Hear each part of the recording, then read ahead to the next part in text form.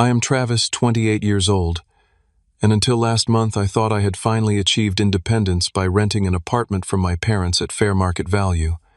That illusion shattered when my doorbell rang at 7 a.m. on a Saturday. There stood my sister Megan, surrounded by suitcases, announcing, "I will live here now." Little did I know this unexpected visit would force me to stand up to my family in ways I never imagined. Before I tell you how I stood up to my family for the first time in my life, let me know where you are watching from, and hit that subscribe button if you have ever had to deal with entitled family members. My relationship with my parents, Robert and Karen, has always been complicated.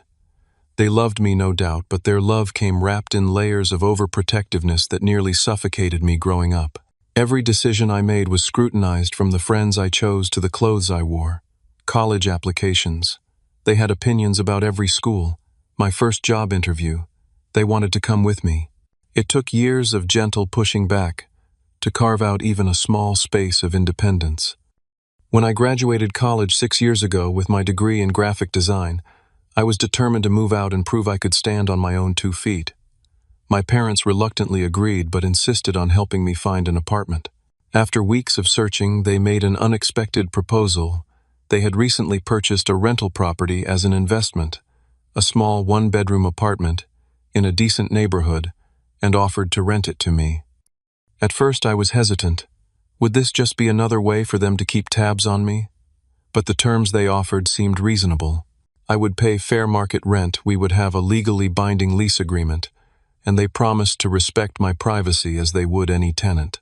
The apartment was closer to downtown, where most design agencies were located, and the rent was slightly below what similar units were going for. After careful consideration, I agreed. For the most part, they kept their word. Yes, they would occasionally drop by with home-cooked meals or call a bit too frequently to check if the heating was working properly during winter, but they did respect the formal landlord-tenant relationship we had established. I paid my rent on time, they handled repairs promptly, and our arrangement worked. Over the next few years, I built my career as a graphic designer. Starting at a small agency where I learned the ropes, I eventually moved to a mid-sized marketing firm, where I now lead design projects for several major clients. My income grew steadily, and with it, my sense of stability and pride in what I had accomplished. During this same period, my younger sister Megan took a very different path. 2 years my junior, Megan had always been the free spirit of the family. While I was cautious and methodical, she was impulsive and spontaneous. These qualities made her fun to be around, but less reliable when it came to financial decisions. After dropping out of college in her junior year, Megan bounced between jobs in retail, hospitality, and administrative work, never staying anywhere longer than 6 months. She lived paycheck to paycheck, frequently running short before month end and turning to our parents for help. They always came through, explaining away her behavior as finding herself and exploring options. I watched this cycle repeat for years, occasionally voicing my concerns that they were enabling her, only to be told I did not understand her creative spirit. I tried to help Megan in my own way. When she needed money for rent once, I loaned it to her with a clear repayment plan rather than just giving it. She made 2 small payments before forgetting about the rest. When she complained about not finding good jobs, I helped her update her resume and sent her leads from my professional network. She rarely followed up on them. Eventually, I stepped back, realizing that my efforts were not making a difference if she was not ready to change. A month before the incident that would change everything, I heard from our parents that Megan had lost her job at a local coffee shop. Apparently, she had too many unexcused absences after staying out late with friends. 2 weeks later, they mentioned she was having trouble with her landlord over late rent payments. I expressed concern but was assured they were helping her figure things out. I assumed that meant more financial assistance, not what was coming next. My apartment had become my sanctuary over the years. I had carefully furnished it with pieces that reflected my personality and design aesthetic. My gray sectional sofa was where I unwound after long workdays, watching documentaries on my wall-mounted television. The solid oak dining table I had refinished myself served as both eating space and work surface when I brought projects home. My bedroom featured a queen-sized platform bed with built-in storage and a small but perfect desk where I did freelance work on weekends. The walls were adorned with framed prints from local artists I admired, and houseplants thrived on every available surface. It was not luxurious, but it was mine, created through years of careful saving and intentional choices. My Saturday mornings followed a peaceful routine: wake up naturally around 8, brew fresh coffee in my French press, and enjoy it on my small balcony overlooking a tree-lined street. Sometimes I would walk to the farmer's market 3 blocks away. Other times I would catch up on industry reading or personal projects. It was the one day I allowed myself to move slowly without the pressure of deadlines or meetings. This particular Saturday would destroy that routine and ultimately change my relationship with my family forever. The insistent doorbell at 7 a.m. was just the beginning. When I opened the door that Saturday morning, still bleary-eyed and confused from being woken up so early, the sight that greeted me made no sense at first. Megan stood there, her blonde hair pulled back in a messy ponytail, wearing the confident smile she always used when she was about to ask for something unreasonable. Behind her were 3 large suitcases, 2 duffel bags, and several plastic storage containers stacked precariously on top of each other. Morning sleepyhead, she chirped, pushing past me into the apartment before I could even respond. Mom and Dad said you would not mind if I crashed here for a while. My roommate turned out to be such a psycho. Can you believe she actually expected me to pay rent on time during a personal crisis? Some people have zero empathy. I stood frozen in the doorway, my brain struggling to catch up with what was happening. Megan, what are you talking about? Nobody discussed this with me. She rolled her eyes while dragging one of her suitcases toward my bedroom. Oh, I am sure they meant to tell you. Anyway, it is not a big deal. Your place is plenty big enough for both of us. I stepped in front of her, blocking the hallway to my bedroom. No, it is not. This is a 1-bedroom apartment. Where exactly do you plan to sleep? In the bedroom, obviously, she said with a laugh. You can take the couch. You are always talking about how comfortable it is when Mom and Dad visit. The absurdity of the situation was starting to sink in, along with a familiar feeling of being steamrolled by my family. I am not giving up my bedroom. And more importantly, you cannot just show up and announce you are moving in. I work from home 3 days a week. I need my space.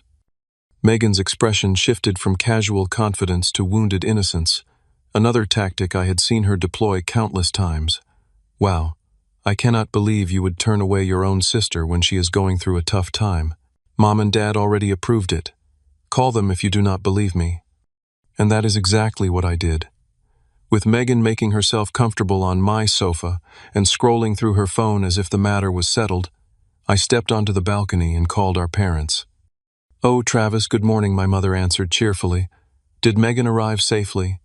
The casual confirmation sent a surge of anger through me that I struggled to contain.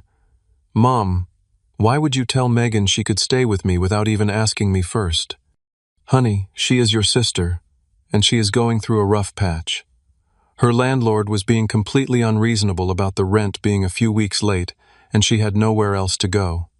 That does not explain why you did not discuss this with me before telling her she could move in, I insisted. My father's voice joined the call. Son, it is just temporary until she gets back on her feet. Family helps family. You have that whole apartment to yourself, surely you can share for a little while. I took a deep breath, trying to stay calm.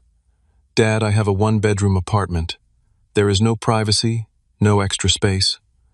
I work from home part of the week. This will not work. Travis, my mother chimed in with the guilt-inducing tone I knew too well when you were struggling after college. We helped you out with the apartment. Now, it is your turn to help your sister. You did not help me out, I corrected her.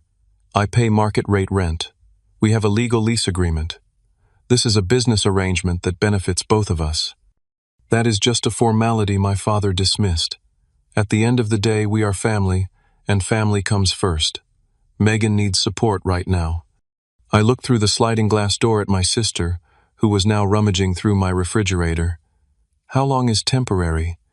Does she have a plan to find a new job? A new apartment? The silence that followed told me everything I needed to know. Just give it a week or 2, my mother finally said. Things will work out, you will see. After ending the call, I stood on the balcony for several minutes, watching the early morning light spread across the neighborhood. I knew from experience that direct confrontation would only entrench my parents further in their position. For the moment, I would need to compromise. When I returned inside, Megan had made herself a sandwich, using the artisanal bread and premium turkey I had bought for my lunches the following week. So she asked through a mouthful, "Everything cool now?" "You can stay for the weekend," I said firmly. "Just until Monday. Then we need to figure out a better solution." Megan rolled her eyes. "Mom and Dad already said I could stay as long as I need to." "They are not the ones living here," I pointed out. "This is my home, and I make the final decision about who stays here." "Whatever," she shrugged. "You will get used to having me around. It will be fun like when we were kids." Those words sent a chill down my spine. When we were kids, fun for Megan had usually meant her using my things without permission and facing no consequences when they got broken or lost. Within hours, my fears were confirmed. Megan had spread her belongings throughout my meticulously organized living room.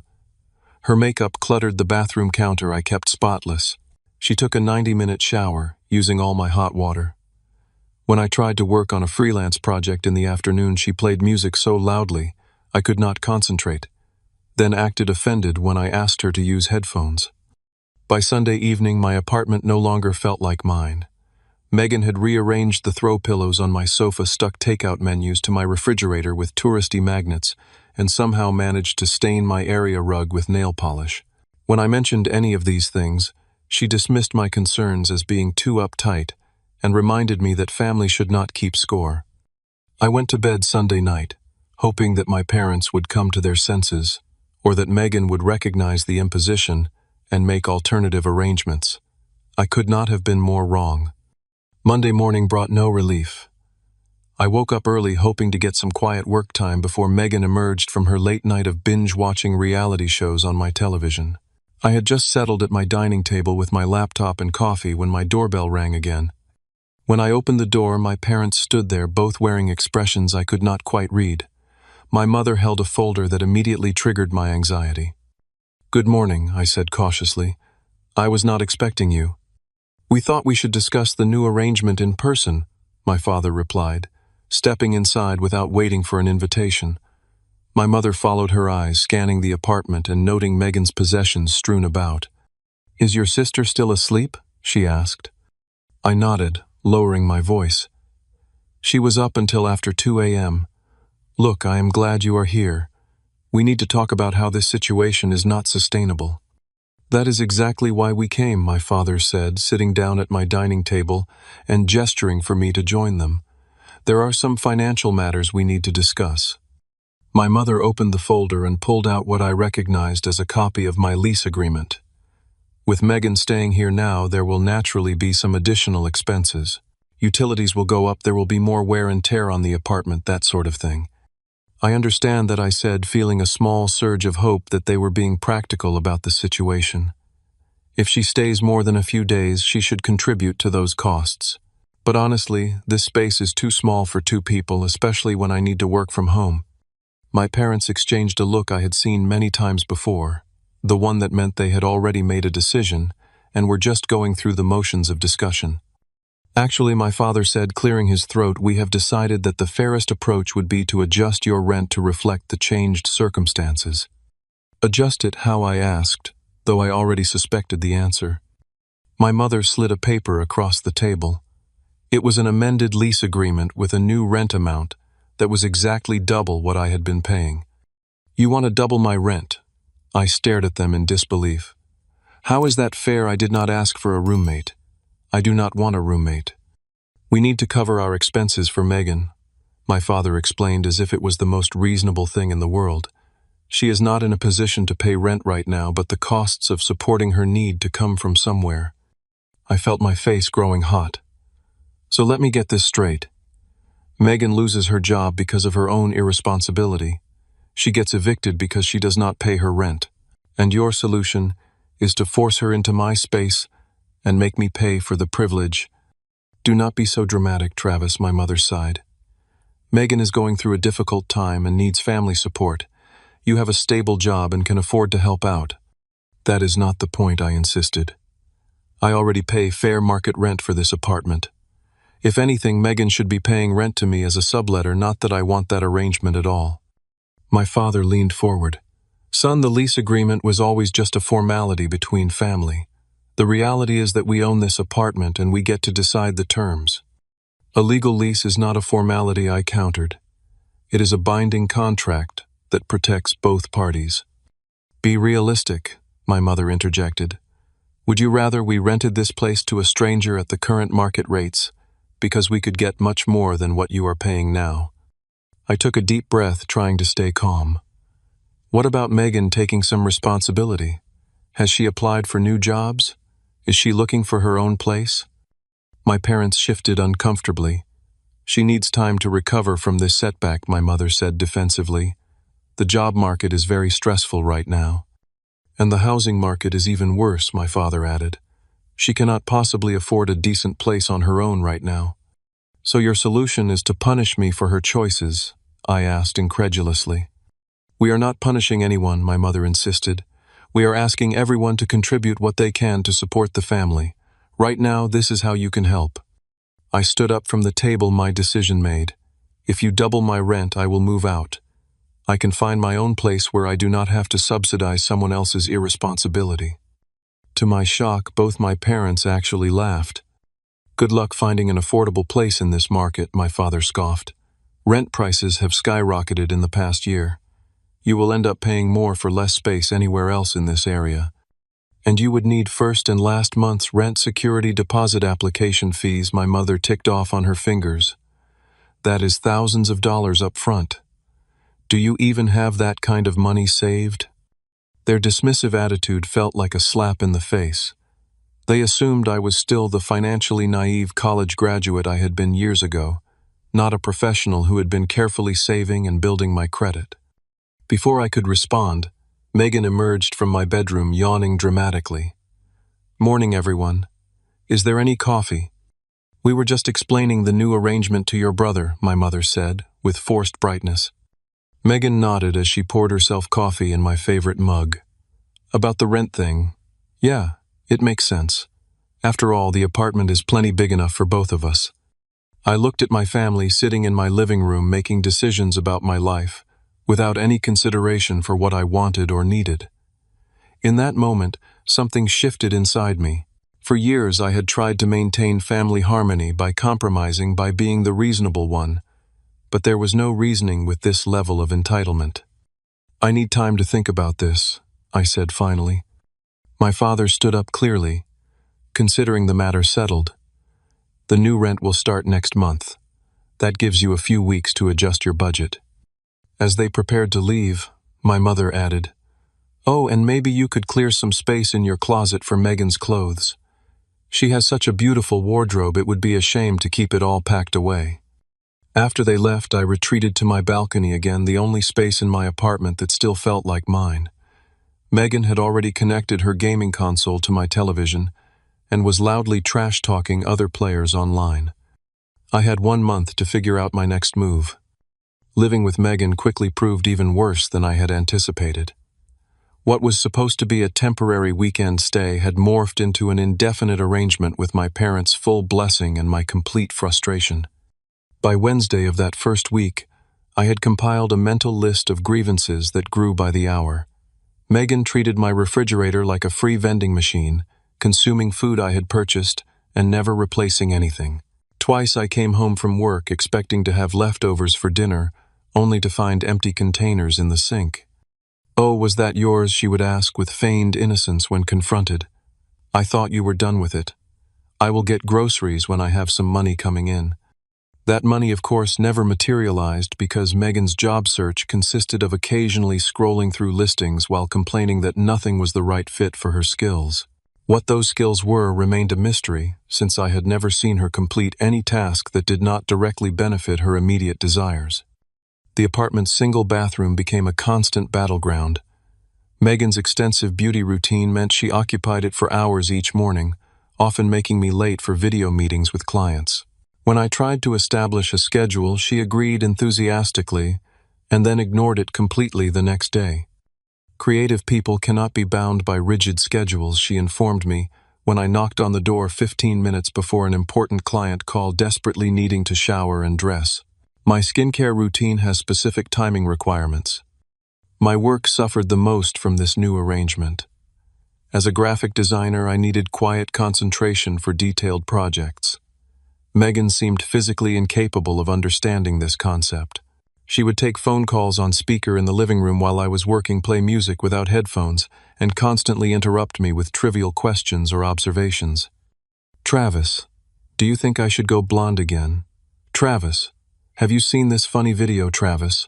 Which filter looks better for my social media post? Travis, can you help me draft an email to my old boss? It needs to sound professional, but also let her know she was totally unreasonable. When I explained that I was on deadline and needed to focus, she would pout dramatically. I'm just trying to bond with my big brother. Sorry for thinking you might want to actually talk to me. The situation with my workspace reached critical mass during my third week of cohabitation with Hurricane Megan, as I had begun to think of her. I had an important video presentation with a potential new client, a national retail chain that could significantly boost my portfolio and income. I had warned Megan 3 days in advance that I would need the apartment quiet and to myself from 10 a.m. to noon on Thursday. No problem, she had assured me. I will make myself scarce. Thursday morning arrived, and I set up my presentation materials at my dining table, which served as my work-from-home space.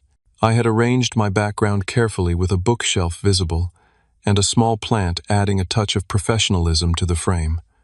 30 minutes before the call, Megan was still in her pajamas eating cereal on the couch. Megan, you said you would be out during my presentation. I reminded her with growing anxiety. Relax, she said through a mouthful of my premium granola. I will just hang out in the bedroom. You will not even know I am here. Reluctantly, I accepted this compromise, making her promise to stay quiet. The call began well. The client seemed impressed with my portfolio and the initial concepts I had developed for their brand refresh. I was just getting to the core of my presentation when the bedroom door flew open. Megan strolled out in a towel, apparently having decided this was the perfect time to shower. She walked directly behind me, visible to everyone on the call, and gave a little wave to my clients before disappearing into the bathroom. The shower started running loudly in the background of my professional presentation. I tried to continue, mortified but determined to salvage the situation. 10 minutes later, as I was answering questions about implementation timelines, Megan emerged again, this time fully dressed but blow-drying her hair without closing the bathroom door. The noise made conversation impossible. I am so sorry, I said to the clients, feeling my chance at this project slipping away. Could you give me just one moment? I muted myself, rushed to the bathroom, and closed the door, giving Megan a look that should have turned her to stone. When the call mercifully ended, I knew from the client's polite but distant goodbyes that I had lost the opportunity. The damage to my professional reputation was done. What is wrong with you? I demanded when Megan finally emerged. You knew how important that was to me. She shrugged, completely unconcerned. It is not like I interrupted on purpose. I needed to shower and I tried to be quick about it. Besides, they seemed nice. I bet they will still hire you. That night I received an email thanking me for my time but informing me they had decided to go with another designer. The lost income from that contract would have covered 3 months of my current rent. The final straw came that weekend. I had decided to stay late at the office on Friday to finish a project, grateful for the peace and quiet. When I returned home around 9 p.m., music was blaring from my apartment, audible even from the building's entrance. As I approached my door, I could hear multiple voices and laughter. Inside, I found a full-blown party in progress. At least 15 people were crammed into my small living room. Someone had moved my dining table to make a space for dancing. Drinks balanced precariously on my bookshelves, and the air was thick with cigarette smoke despite my building's strict no-smoking policy. Megan spotted me from across the room and bounded over clearly several drinks into her evening. Travis, you are finally home, everyone. This is my super serious brother whose apartment we are enjoying.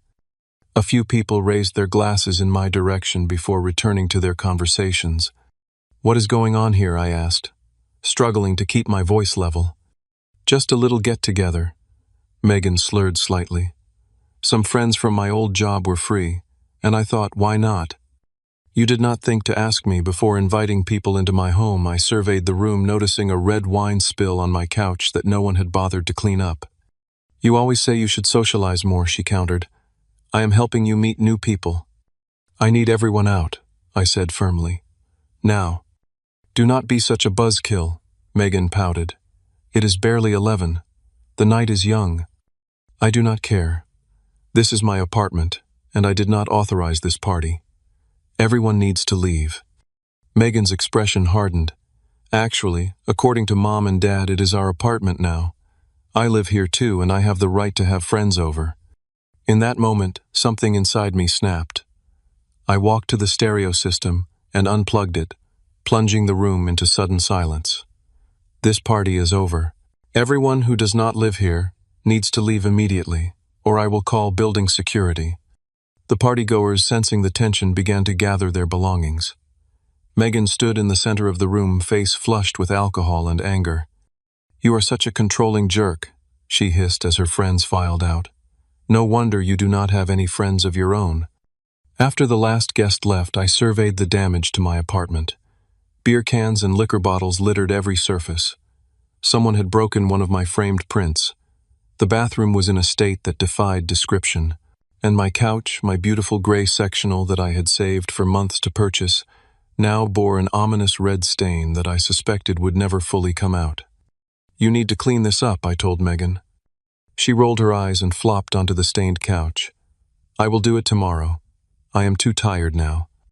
Number, you will do it now.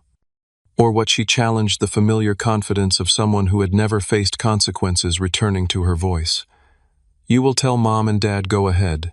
They already think you are being selfish about this whole arrangement. In that moment, looking at my sister lounging on my ruined furniture in my violated space, I made my decision. My family had pushed me too far, and it was time to push back. The morning after Megan's disastrous party, I left the apartment early, leaving her sleeping amid the mess she had created. I needed space to think clearly away from the constant reminder of my family's disregard for my boundaries. I found myself at a local coffee shop where Jason, one of my closest friends from college who had gone on to become a real estate attorney, agreed to meet me on short notice.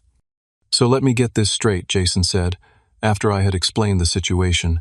Your parents doubled your rent to subsidize your unemployed sister, who they forced into your one-bedroom apartment without your consent, and now she is throwing parties that are damaging your property and potentially your professional reputation.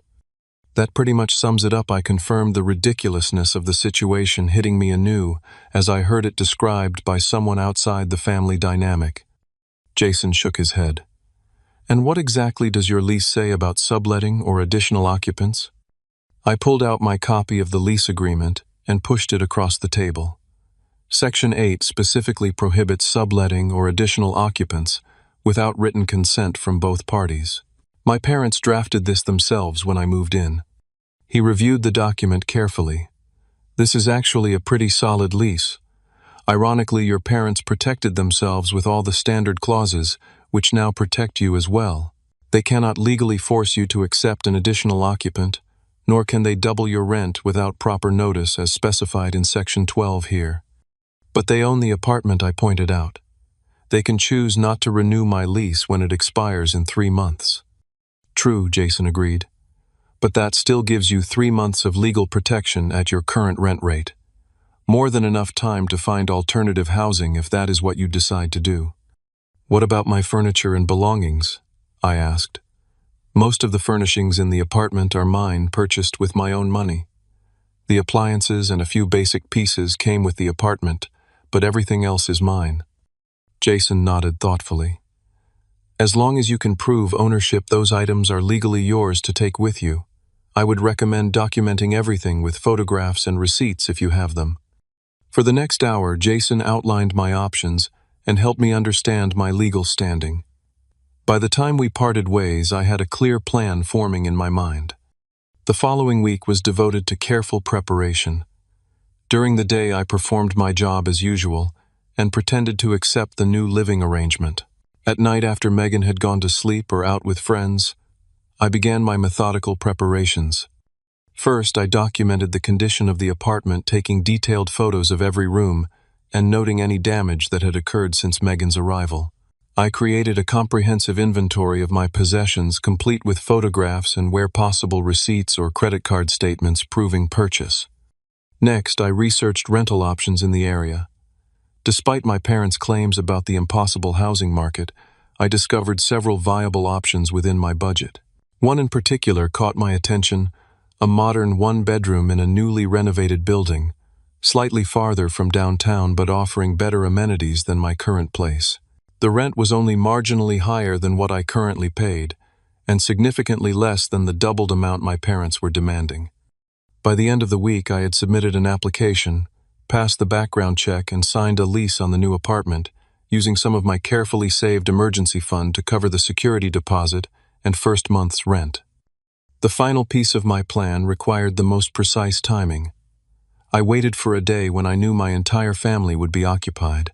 My parents had mentioned attending a day-long charity event, and Megan had been invited to a former co-worker's birthday celebration that would keep her out from midday until late evening.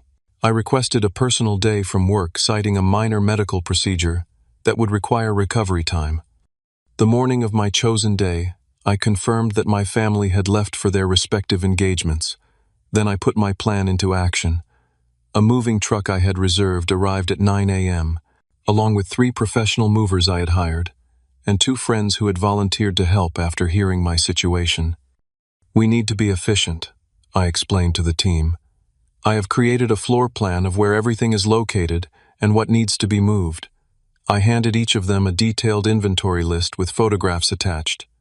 We started with the largest items: my sectional sofa, with the wine stain now professionally treated, but still visible, my dining table and chairs, my platform bed, and my desk. Each piece had its own story. The sofa represented my first major furniture purchase, bought after receiving a performance bonus at work. The dining table I had found at a flea market and spent weeks refinishing by hand. The desk had been a gift to myself when I landed my current job. As each piece was carefully wrapped and loaded onto the truck, I felt a mixture of sadness and liberation. These possessions represented years of independence and achievement, and now they were helping me claim an even deeper level of autonomy from my family's manipulations. We moved on to smaller items: my television and electronics, kitchenware, books, and personal effects, my collection of design books and art supplies, the handmade ceramic bowls I had purchased from a local artist, the limited edition prints that had hung on my walls, the plants I had nurtured for years. By 3 in the afternoon, the apartment was transformed. All that remained were the basic appliances that had come with the unit: the inexpensive sofa bed in the living room that my parents had provided for guests, and the generic dining set they had initially furnished the kitchen with. The walls were bare of art, the surfaces cleared of my possessions. It looked eerily like it had the day I moved in 6 years earlier, though now with the added wear and tear of habitation. I performed a final walkthrough, making sure I had not overlooked anything important. In the bedroom, I left the standard issue blinds, but took the blackout curtains I had installed.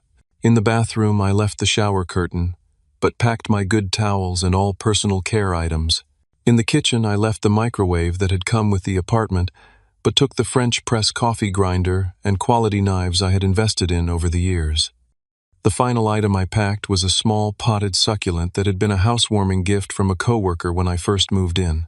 It had survived my initial clueless plant parenting and thrived under increasingly knowledgeable care, eventually producing tiny offshoots that I had replanted. In many ways, it represented my own growth over the years in this space. With the moving truck loaded and on its way to my new apartment, I sat down at the now empty dining table and wrote a letter to my family. I explained my decision clearly and unemotionally, outlined the legal basis for my actions, and expressed hope that once the initial anger passed, we might rebuild our relationship on more respectful terms. I placed my copy of the apartment keys on top of the letter, took one last look around the stripped-down space, and closed the door behind me. As I drove to my new apartment to meet the moving truck, I felt a weight lifting from my shoulders. For perhaps the first time in my adult life, I had set a boundary with my family and held firm regardless of the emotional manipulation they had deployed. Whatever came next, I knew I had taken a crucial step toward genuine independence. The first indication of my family's reaction came less than 2 hours after I had settled into my new apartment. My phone exploded with notifications, 12 missed calls from my mother, 8 from my father, and a stream of increasingly furious text messages from Megan. "How could you do this?" Read Megan's first message, followed by, "I came home to nothing," and then "Mom and Dad are freaking out." I had anticipated this reaction and had already decided to maintain minimal contact during the initial emotional fallout. I sent a brief text to my parents: "I have received your messages." I left a letter explaining my decision. "I am safe and will contact you when everyone has had time to process this change." Then I silenced my phone and continued unpacking my possessions in my new space, arranging furniture and hanging artwork in a layout that felt both familiar and refreshingly different. My new apartment had large windows that filled the rooms with natural light, a feature my old place had lacked. The kitchen was smaller but more efficiently designed, and the bathroom had been recently updated with modern fixtures. Most importantly, it was mine alone, a sanctuary where no one could impose their will without my consent. The next morning I woke to find that the digital bombardment had intensified overnight. Megan had posted a series of stories on her social media accounts, painting me as the villain who had abandoned his poor, struggling sister without warning. "My own brother left me with nothing but an empty apartment," she wrote, accompanied by photos of the bare rooms that conveniently omitted the basic furniture I had left behind. My parents had graduated from calls and texts to emails, their messages swinging between guilt-inducing pleas. "How could you do this to your sister? She is devastated and has nowhere to sleep," and thinly veiled threats. "Your lease clearly states that removing fixtures without permission forfeits your security deposit." I responded with a single factual email. All items removed were my personal property purchased with my own funds. The apartment retains all fixtures and furnishings that were present when I signed the lease. I have extensive documentation and photographs to verify this, as well as witnesses to the moving process. I am willing to discuss this matter further once everyone is ready to have a calm, respectful conversation. The professional tone seemed to give them pause, at least temporarily, but the respite was short-lived.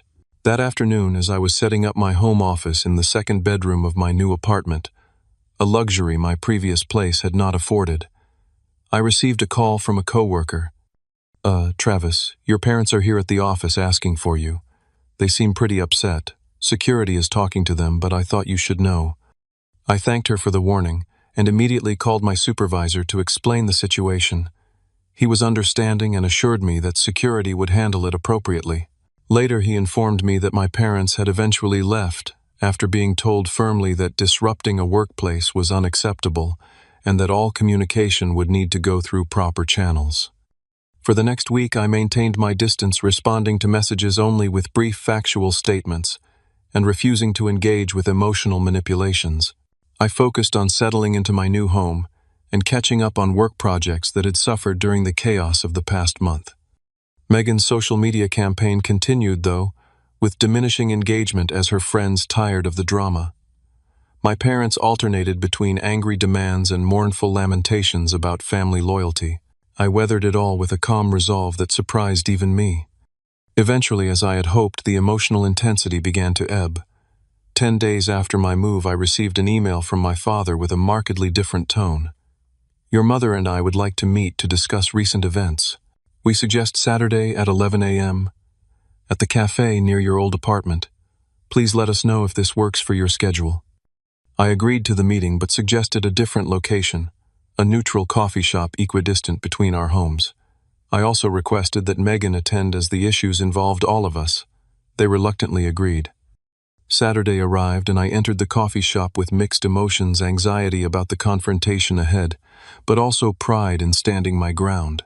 My family was already seated at a corner table, their expressions a blend of anger, confusion, and in my mother's case a hint of hurt that made my resolve waver momentarily. "Thank you for meeting with me." I began, taking the empty chair across from them. "I know the past couple of weeks have been difficult for everyone." My father cut straight to the point. "We want our furniture back. You had no right to take it." "Actually, I had every right," I replied calmly. Everything I removed was purchased with my own money after I moved in. I have receipts, credit card statements, and photographs documenting all of it. That apartment was fully furnished when you moved in, my mother insisted, though with less certainty. It had basic furnishings, I corrected her. A sofa bed, a small dining set appliances, and a bed frame with mattress. All of those items remained when I left. But you knew Megan needed those things, my mother exclaimed. How is she supposed to live there now? The same way I did when I first moved in, I pointed out. With the basic furnishings provided supplemented with items she purchases herself. Megan, who had been uncharacteristically quiet, finally spoke up. You could have at least left me the television, and that fancy coffee maker, and some dishes. I have nothing. I left the dishes that came with the apartment, I said, and the microwave. The television and coffee maker were mine, purchased with my money. This is ridiculous, my father fumed. Family does not nickel and dime each other like this. I took a deep breath. I agree that families should not nickel and dime each other, which is why I was surprised when you doubled my rent to subsidize Megan's living expenses, rather than encouraging her to find employment and contribute herself. We were trying to help her through a difficult time, my mother defended. By making it my financial responsibility, without even discussing it with me first. My father leaned forward. Look, maybe we should have handled it differently, but what you did was completely disproportionate. You left your sister with nothing. I left her with exactly what the apartment contained when I moved in, I repeated. And I left after my boundaries were repeatedly violated, my professional reputation was damaged, and my property was disrespected. My mother's expression softened slightly. We never meant for things to go that far. We just thought you two could help each other out. I was never asked if I wanted that arrangement, I pointed out. I was told it was happening, and when I objected, my concerns were dismissed. So you decided to punish everyone by sneaking out like a thief in the night, my father countered. I pulled out my phone and set it on the table. Actually, I have something you should hear. I pressed play on a recording I had made during their visit to announce the rent increase. My father's voice emerged clearly from the speaker. Son, the lease agreement was always just a formality between family. The reality is that we own this apartment, and we get to decide the terms. Then my mother's voice. Be realistic.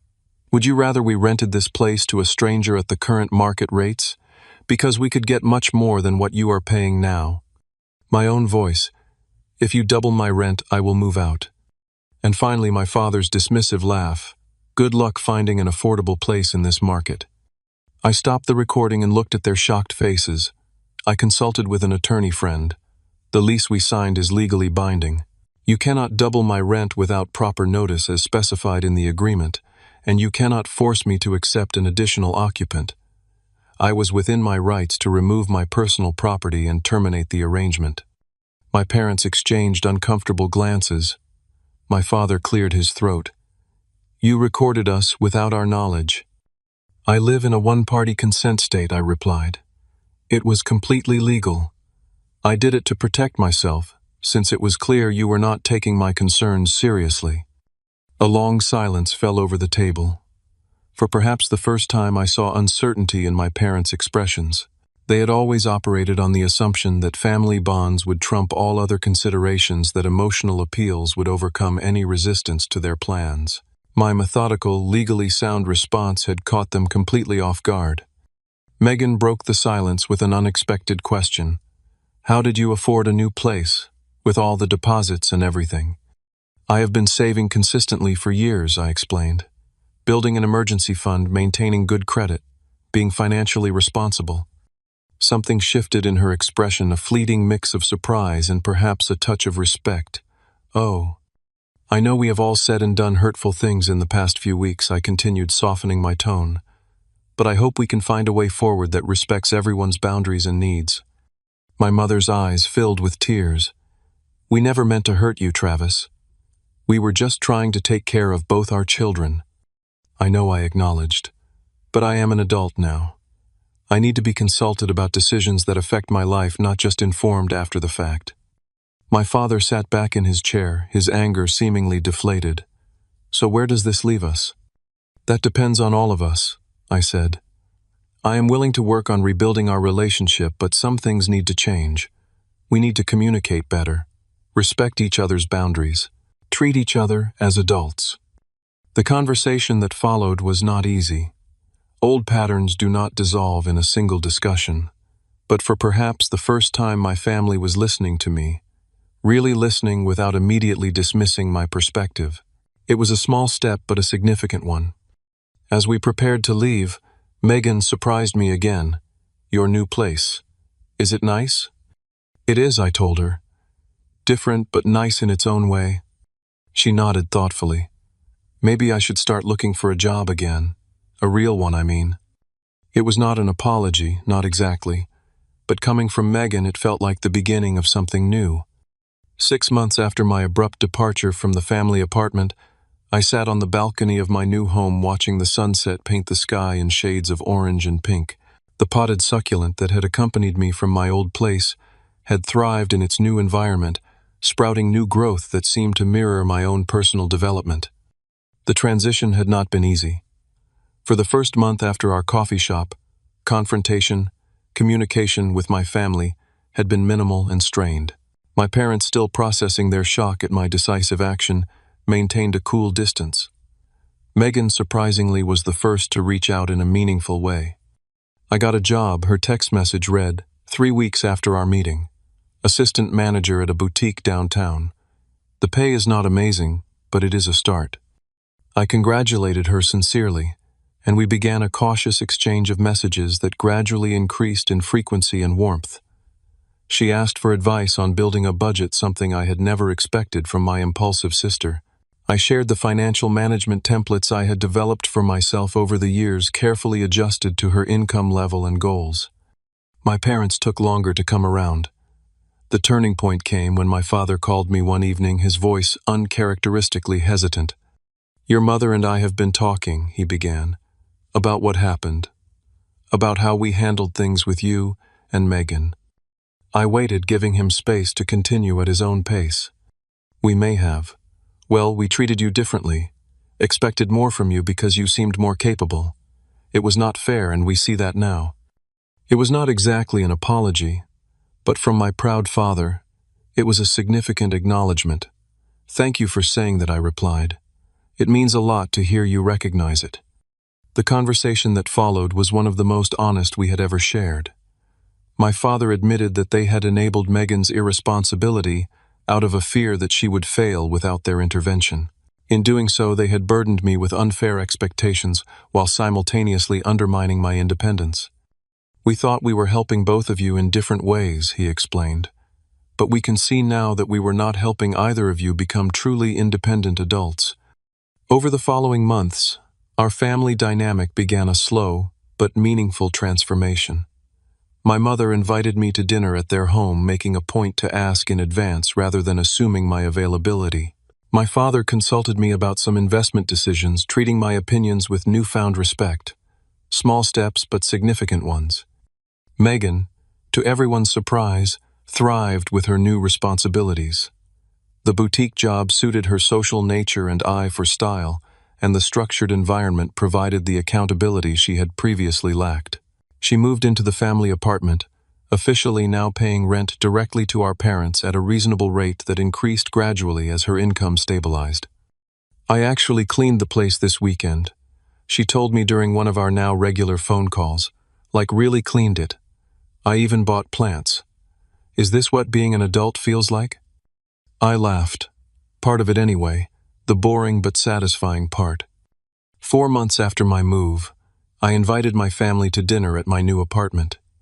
It was the first time they would see where I lived, and I felt a mixture of pride and nervousness as I prepared for their visit.